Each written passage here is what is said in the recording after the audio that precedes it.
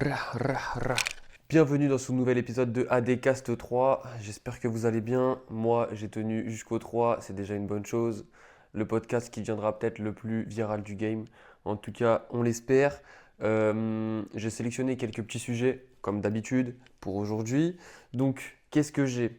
Perdre du poids est-il plus facile que de prendre du muscle? Alors, ça, c'est une question qu'on m'a posée, genre fatidiquement. C'est quelqu'un que j'accompagne qui m'a dit ouais mais pour toi c'est quoi le plus facile en vrai quand tu sèches ou c'est de prendre du muscle, c'est quoi, c'est de perdre du gras? Donc en gros la question, est-ce qu'on peut facilement perdre du gras et prendre du muscle, c'est quoi le plus simple? Bah alors c'est très très facile, le plus simple c'est de perdre du gras. Fin du podcast, et c'était un plaisir de vous parler aujourd'hui. Non, je rigole. Bon, en tout cas c'est très facile de perdre du gras, dans le sens où je ne parle pas d'un aspect psychologique, ou, je ne rentre pas dans tout ça, mais d'un aspect mathématique. En fait, juste tu manges moins que ce que tu as besoin, tu vas perdre.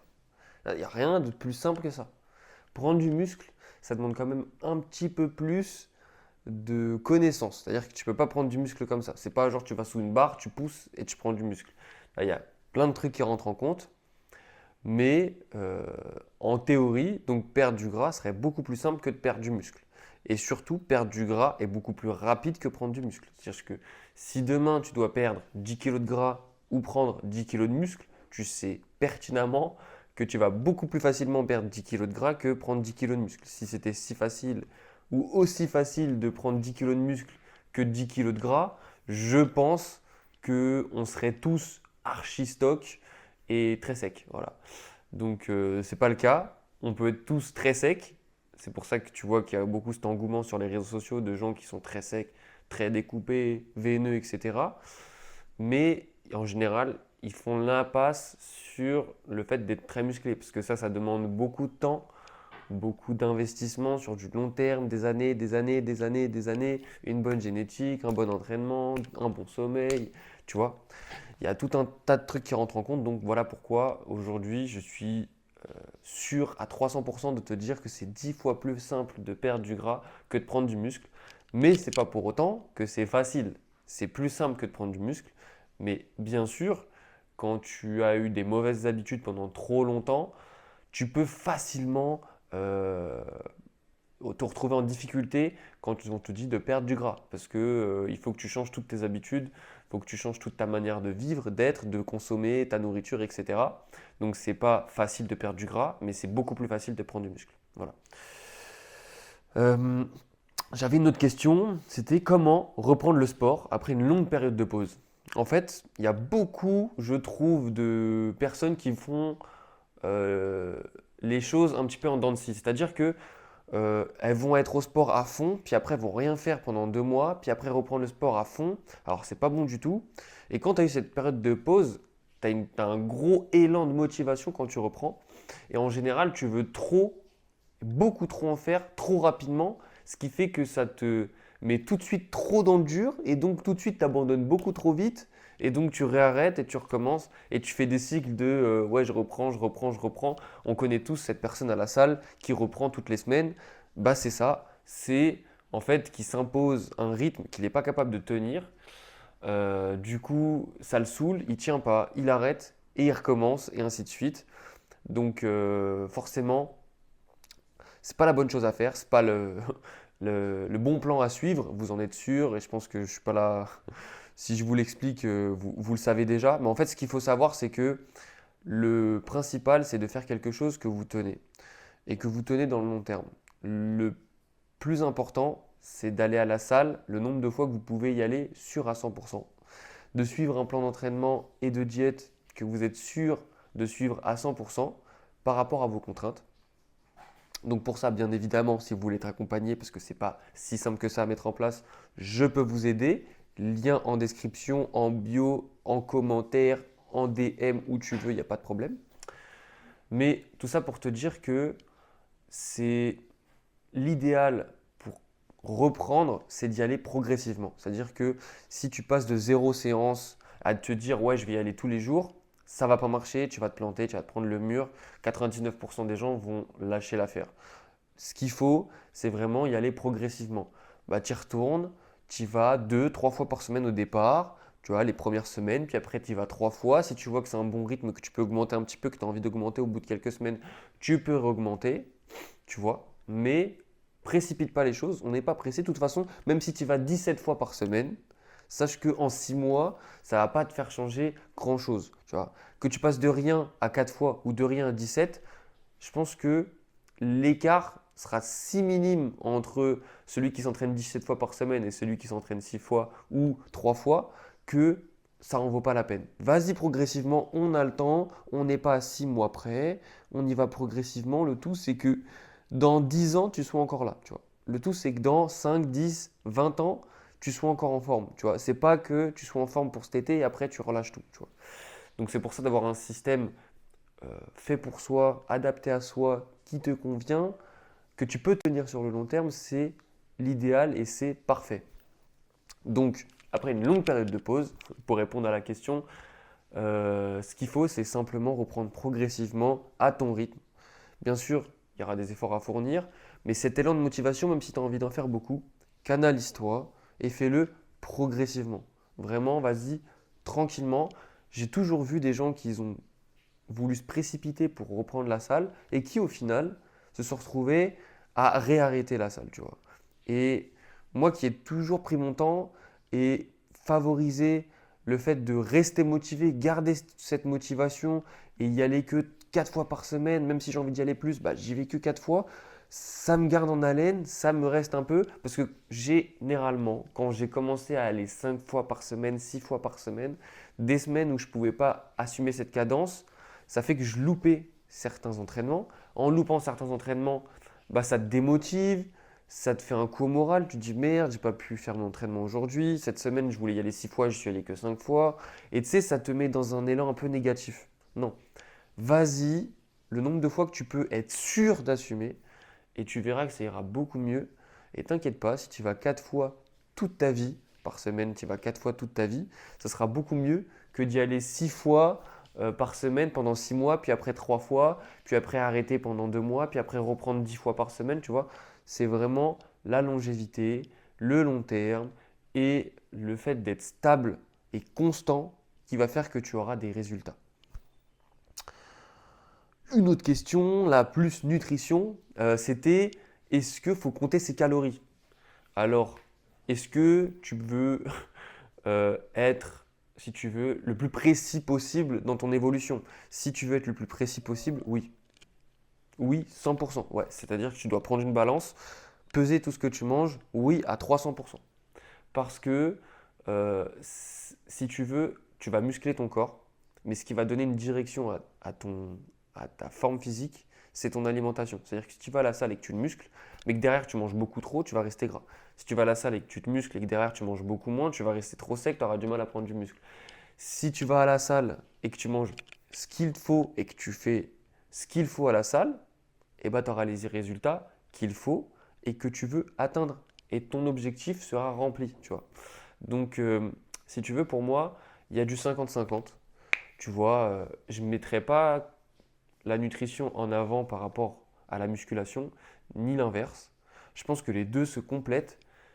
Et si tu vas t'entraîner et que tu fais pas attention à ce que tu manges, tu divises par deux tes résultats. Pour moi, clairement, et encore, je divise par deux, ça dépend, mais pour moi, c'est comme si que tu te bridais. C'est comme si tu roulais en Formule 1, mais tu restais en marche arrière, tu vois. Tu restais, tu roulais en marche arrière, tu voulais pas essayer d'aller passer la 1, la 2, la 3. Non. Du coup, pour moi, c'est vraiment, t'es bridé, le fait de ne pas compter ses calories, ça te bride. Après, il y a une école, on va dire, de la flexibilité, et ça, c'est tout à fait possible. C'est-à-dire que tu n'es pas obligé d'être un putain de mathématicien à tout compter au milligramme près. Bien évidemment, tu peux être bien plus flexible, bien plus détendu sur ta diète et avoir quand même atteint tes objectifs. Mais ce qu'il faut savoir, c'est qu'il y a beaucoup de gens qui ont des troubles qu'ils ne connaissent pas. C'est-à-dire qu'il y a beaucoup de gens qui vont avoir des troubles du comportement alimentaire et qui ne le savent pas vraiment. C'est-à-dire que si tu es un ancien obèse ou gros, ben en fait, t'écouter et être sur un truc un peu flexible, où tu pèses pas trop, où tu fais à l'œil, c'est mort.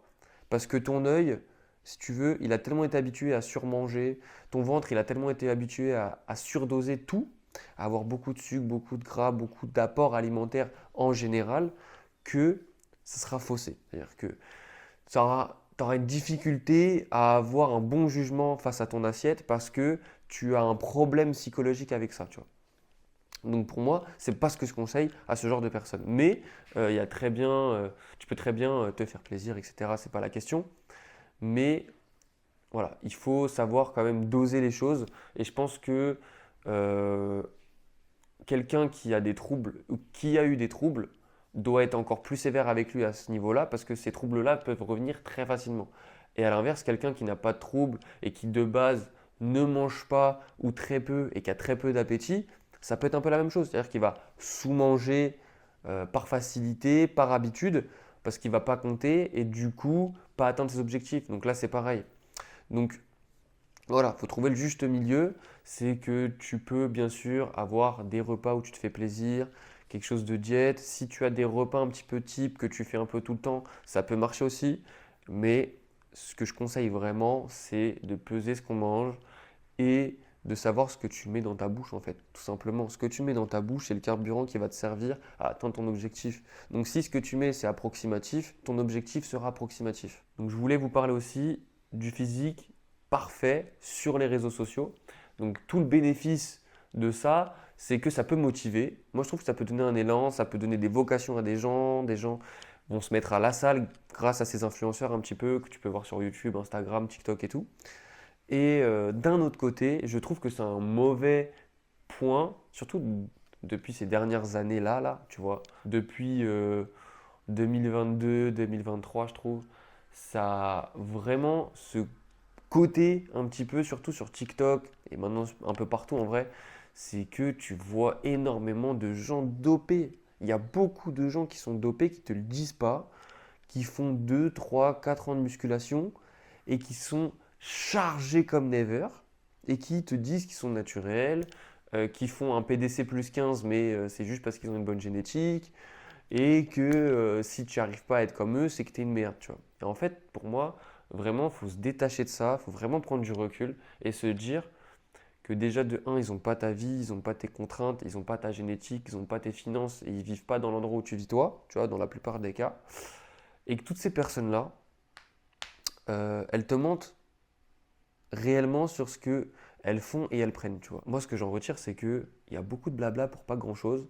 C'est qu'il y a des mecs, en fait, juste ils se chargent. Et du coup, pour trouver le moyen de justifier que pourquoi ils se chargent et enfin, le moyen de prouver qu'ils se chargent pas, mais qu'ils ont un physique exceptionnel, c'est parce qu'ils font des choses exceptionnelles, c'est-à-dire des choses qui sont de l'ordre de l'exception que tu ne fais pas toi. Donc du coup, tu vas croire que leur train de vie est le train de vie à avoir pour avoir ce physique-là, alors que c'est faux, tu vois. C'est-à-dire qu'ils vont te vendre une diète à base de viande crue et d'haricots congelés que tu manges sortis du congélateur et ils vont te dire ouais c'est comme ça qu'il faut faire, tu vois. Et des trucs à dormir debout en soi. Et en fait, c'est vraiment pas du tout objectif et tu peux tomber vite dans le panneau en te disant ah ouais mais du coup tu te remets en question sur ta diète, sur ton sport, sur... Te remets pas en question en fait. Te remets pas en question. Ce que tu fais, c'est à la hauteur de tes contraintes et de ton objectif. Sache que lui, il te sort des blabla parce qu'il veut pas te dire qu'il est chargé. Mais pour trouver un argument qui fait qu'il est différent des autres pour justifier son physique hors norme, il t'explique un train de vie hors norme. Alors, peut-être dans 1% des cas, et encore, c'est vrai, mais je pense que dans 99%, c'est juste qu'ils se chargent. Et au lieu de te dire qu'ils sont chargés, ils vont t'inventer une technique et une nutrition qui sort de je sais pas où, alors que c'est totalement faux. Voilà. Donc voilà, le physique des réseaux sociaux, faut faire attention. Ça peut motiver, mais attention à pas tomber dans le croire tout ce qu'ils disent, tout ce qu'ils font, tout ce qu'ils vous montrent, parce que en fait, il y a beaucoup de choses qu'ils vous montrent pas aussi et qui sont partie intégrante de leur physique. Euh, D'ailleurs, ça me fait rire justement de parler de ça, c'est que la transition, c'est que moi, par exemple, il y a des gens qui viennent me voir à la salle que je connais pas, enfin que je croise, tu vois, Et que je pense que ça vous est déjà arrivé pour certains qui vont à la salle, c'est que, tu vois, il y a des moments où je suis bien en forme, bien sec. Là, tu vois, j'ai une condition où je commence à sécher, mes veines commencent à se voir. Quand je suis un peu congestionné, en débardeur à la salle, ça commence vraiment à bien bien rendre. Et il y a des gens qui viennent me dire bonjour, tu vois.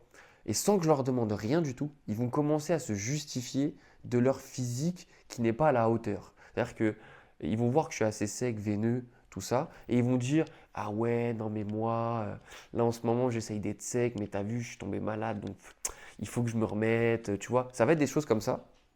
Alors, tu vois, c'est juste une anecdote, ça me fait rire parce que je leur demande rien, je, j'explique rien, mais de eux-mêmes, tu sais, comme ils se sentent coupables de quelque chose, ils ont besoin presque de se justifier auprès de moi pour dire, ouais, je suis pas comme toi parce que moi j'ai ces problèmes-là, mais t'as vu, je vais être comme toi, tu vois, mais t'inquiète, bien joué, tu vois. Et j'ai envie de dire, fais ce que tu veux, frérot, tu vois. Chacun ses objectifs, chacun ses envies. Si tu as envie d'être comme moi, tant mieux. Si le physique que j'ai te motive, tant mieux.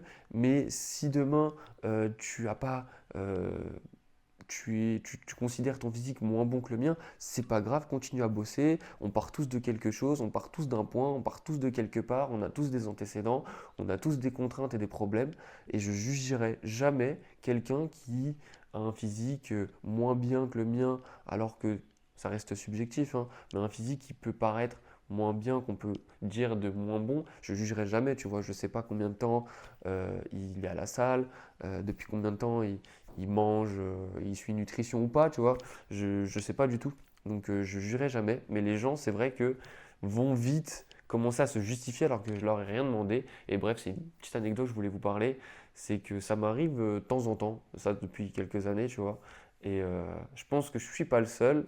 Et si d'ailleurs tu es concerné par ça, mets-moi un petit peu ton anecdote en commentaire là-dessus. Mais c'est vrai que souvent on vient me voir pour m'expliquer que ouais, donc moi j'ai pas cette shape là parce que tu vois, ils me disent pas moi j'ai pas cette shape là, mais ils vont dire ah ouais, t'es sec et tout. Ouais, bah moi là en ce moment j'essaye, mais vas-y, c'est dur donc t'inquiète, je vais. Tu vois, comme si que je leur avais dit et toi alors t'en es où? Vas-y, tu vois, dis-moi pourquoi tu t'es pas comme ça, tu vois, alors que je leur ai rien demandé. Donc bref. Aussi, il y a une question qui m'est venue, c'était quelle est la routine parfaite? Tu vois, je sais que j'ai un coaché qui m'a dit, ouais, quelle est la routine parfaite, tu vois? Là, tu m'as mis en place un système qui me convient à moi, mais quelle serait la routine parfaite? Bah, ce que je lui ai répondu, c'est très simple. Mais en fait, je vais quand même m'expliquer. C'est que lui, il a envie de faire la chose la plus parfaite possible pour atteindre son objectif. Ok. Moi, j'ai envie de lui faire un système le plus facile pour lui pour qu'il atteigne ses objectifs. Et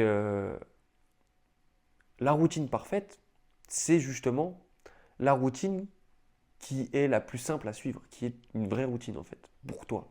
Et il n'y a pas une routine parfaite pour tout le monde, tu vois. On peut avoir des généralités, on en reviendra, j'en parlerai un peu après, mais chacun a sa routine, et celui qui va avoir la meilleure routine, c'est celui qui va pouvoir la tenir le plus longtemps possible. C'est-à-dire que si tu décides de prendre la routine de quelqu'un que tu ne connais pas, qui n'a rien à voir avec la tienne, il y a de grandes chances que tu ailles en plein dans le mur et que tu abandonnes très rapidement. Alors que si une routine est faite sur mesure par rapport à ton emploi du temps, tes contraintes et tes envies, là, c'est sûr que tu vas pouvoir la tenir beaucoup plus longtemps. Et pour justement en revenir sur le point de, bah alors du coup, quelle serait la routine un petit peu que tu pourrais conseiller à tout le monde? Bah, ça va dépendre de plein de choses. Mais la routine qui pourrait convenir à tous, ça serait vraiment de te caler sur ton emploi du temps. C'est-à-dire que si tu peux aller 3, 4 fois par semaine à la salle, je pense que ça, c'est une globalité qui peut convenir à tout le monde. C'est-à-dire que tout le monde peut aller au moins 3 à 4 fois par semaine à la salle. Et donc ça serait une routine d'entraînement, par exemple, qui serait pour monsieur tout le monde idéal. Ensuite, au niveau de la nutrition, une routine idéale que tout le monde pourrait tenir, ça serait de euh, peser tout ce que tu manges tout en mangeant des choses différentes. C'est-à-dire que ne pas t'imposer une diète, ce qui permet de rester sociable. Pour ça, tu as plein d'applications qui permettent de rentrer ta nutrition au jour le jour, tu pèses. Aujourd'hui, j'ai mangé 100 grammes de pâtes, 100 grammes de pâtes, boum, glucides, tu pèses. Ça te permet de garder ton objectif calorique, macro, etc.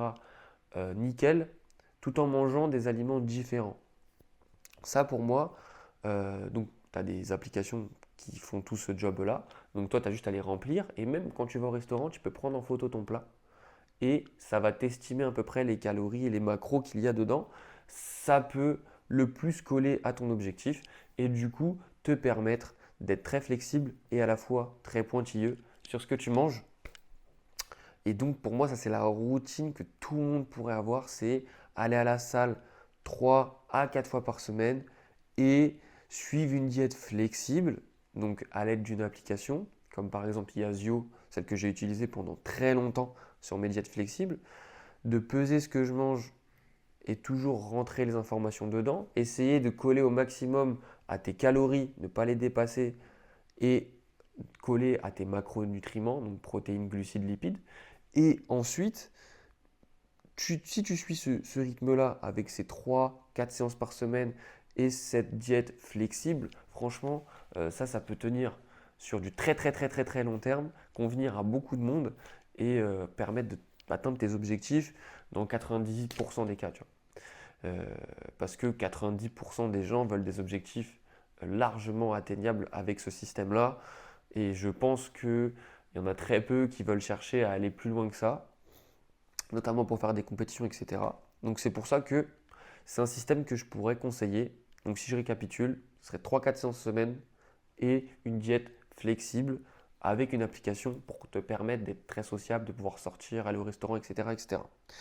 Bref, en tout cas, si tout ça, ça t'a plu, que ça t'a donné envie de te lancer et que tu te dis, voilà, moi aussi j'ai envie de passer à la vitesse supérieure, j'ai envie d'avoir un système qui me convient, qui correspond à mes contraintes, à mes envies, à mes objectifs, tu as le lien dans la description, dans la bio.